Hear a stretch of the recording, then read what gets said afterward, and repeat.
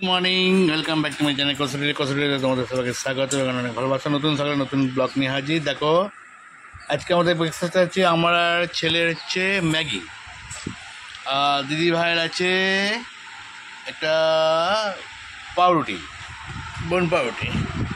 আর ছেলে খেয়ে এখন যাবে নাচের ক্লাসে। আজকে দিদিভাই কী করছে? দিদিভাই করছে এদিকে বেগুন ভাজা, তাই তো? বেগুন ভাজা করছে, আর এখানে দিয়েছে ডিম সেদ্ধ, তাই তো? ভালো আছে ডিম সেদ্ধ। আর এখানে যে মশলা করে রেখেছে। আজকে মেনু কি হচ্ছে দিদিভাই? ডিম কারি ভাত আর বেগুন ভাজা। ডিম কারি ভাত আর বেগুন ভাজা। চা করো করছো? চা পরে করছি, তুমি খেয়ে নাও না। ওইটা কাসু চা, তারপর খাবো। ওইটা ম্যাগিটা ঠান্ডা হয়ে যাবে। ঠিক আছে, ম্যাগিটা খেয়ে নিচ্ছি। ঠিক আছে, খেয়ে নিচ্ছি। চলো গাইস, দিদিভাই রান্না করুক, ততক্ষণ আমি ম্যাগিটা খেয়ে নিই। দাদাভাই এখন বেরিয়ে যাচ্ছে, আর ছেলে চলে গেছে নাচে।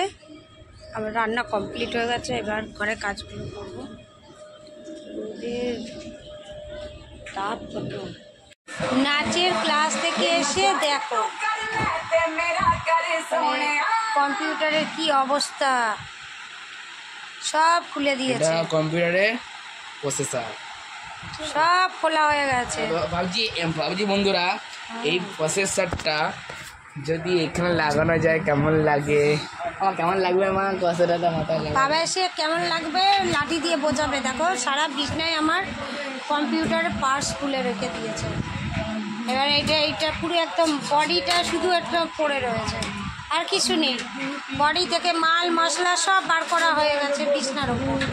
আর বিছনার ওপর থেকে সব এই যে প্লাস্টিক করে সব জমিয়ে রাখছে। কি করবে পরে দেখবেন নিচে পড়ে রয়েছে, সেটা নিচে পড়বে। তোমাদের তো দেখালাম। ছেলের এখনও মানে শেষ হয়নি, কিছু জিনিস রেখে এসেছে এখানে সব প্লাস্টিকে, আর কিছু জিনিস খুলছে। ও আজকে বাবার কাছে যে কি ঝাড়টা খাবে শুধু তোমরা দেখে নিও। আর এখানে আমি ভাত নিয়ে চলে আসলাম। ভাত এখানে সেই ভাজা রয়েছে, একটু বেগুন ভাজা করেছিলাম, আর হচ্ছে ডিমের কারি। আজকে কারিটা একটু কেবি মতো করেছিলাম, আজকে পাতলা ঝোল করিনি। আর এই করে লাঞ্চটা কমপ্লিট করব।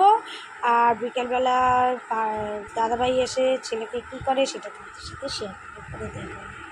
বানিয়ে নিয়ে যাচ্ছি। আর একজনের অবস্থা দেখো, ওর এখন বাজে 7টা বাজতে 5 মিনিট বাকি। আর ওর হচ্ছে কফি, আমার হচ্ছে চা।